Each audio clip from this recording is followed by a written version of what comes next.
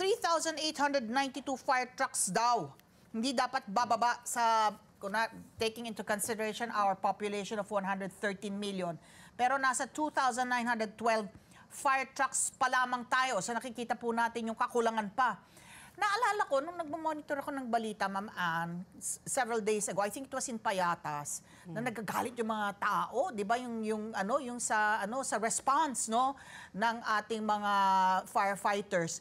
Pero ang sinasabi nga po nung firefighter po na nandun, talagang yun lamang ang capacity, I don't know if it's 1,000 gallons, nung ating mga fire trucks. Ito po ba ay dahil ang kikitid din ng mga dadaanan ng fire trucks po natin, kaya hindi rin uubra yung napakalaking mga fire trucks na malaki po ang kapasidad ng magkarga ng mas madaming tubig, Ma'am Ann? Right, ma'am. Kasi syempre we have to consider po yung equipment ay complemented din yung paggamit niya, yung use niya. So tama po na hindi po tayo masyadong makafocus sa procurement ng malalaki because of what we have, of what the current situation in the country.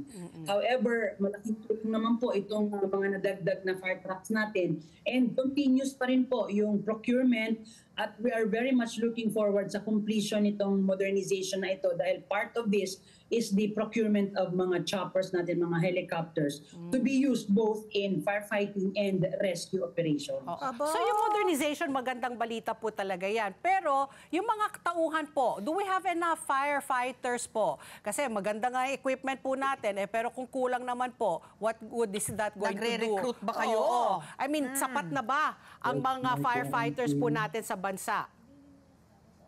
Ang Bureau of Fire Protection po kasi ay equipment-based, meaning sa pagdagdag ng fire truck or equipment, pagdagdag po ng ating mga personnel. And while we are nagdadagdag ng personnel, yung iba naman po ay refresher course. Patuloy din yung ating pagsasanay sa mga bagong kagamitan at mga iba't ibang strategy. Ika pa nga ay patuloy na dinadagdagan ng kaalaman. No? So yun po ang ating tinututukan ngayon ng ating BFP modernization. Kaya sa lahat po ng mga kabataan natin or sa mga kababayan po na gustong mag-join sa Bureau of Fire Protection, maghanda na po kayo dahil talagang sa pagdami ng fire trucks natin ay posible po na madadagdagan din po ang ating recruitment. Ako, dagdag ko lang, isusulotan. Ano pong mangyayari po, maganda nga yung mga equipment po natin, pero dahil El Nino, yung kakulangan ng tubig, paano po natin maiiwasan po na maubusan po ng tubig yung mga fire trucks?